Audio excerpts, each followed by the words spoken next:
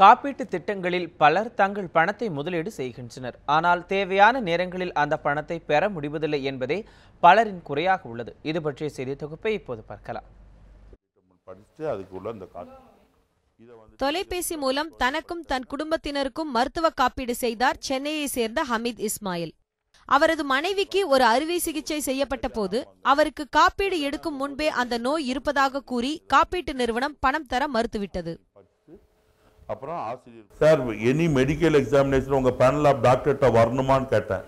அதெல்லாம் ஒண்ணுமே கிடையாது, அதுதான் எங்க ஸ்பெஷாலிட்டி, நாங்க எதுவுமே என்கொயரி பண்ண மாட்டோம். ஆச்சரியமா இருக்கு சார். எல்ஐசிலாம் கேட்காங்க, எல்ஐசி இஸ் டிஃபரெண்ட், நாங்க medical field, medical insurance, no pre examination of with doctors சொல்லிட்டாங்க. அப்படியே ரைட், ஓகே, ஒரு நல்ல ஸ்கீமாக இருக்குன்னு சொல்லி உண்மையிலே அது நல்ல ஸ்கீம் நடத்தி தான் போய் ஜாயின் பண்ணேன். ஆனால் கடைசியில் கிளைம் கேட்கும்போது இந்த மாதிரி பிரச்சனை பண்ணுறாங்க. ஒரு தனியார் நிறுவனம் அவர்களிடம் காப்பீடு செய்தவர்களில் 34% பேருக்கு மட்டுமே கொடுக்கப்பட வேண்டிய தொகையை கொடுத்துள்ளதாக சொல்கிறது இந்திய நுகர்வோர் பாதுகாப்பு சங்கத்தின் ஆய்வு. முதல்ல நேஷனலைஸ் பண்ணும்போது இன்சூரன்ஸ் இது மக்களுக்கு நிறைய இந்த வசதிகள் சென்றடையணும், சாதாரண மக்களுக்கு இந்த இது கிடைக்கணுங்கிறதுக்காக அரசாங்கம் ஏற்படுத்தினது.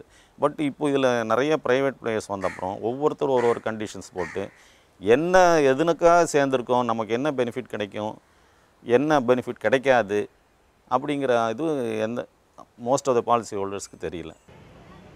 தேவையான நேரத்தில் உதவும் என்பதற்காக பலர் காப்பீடு செய்கின்றனர்.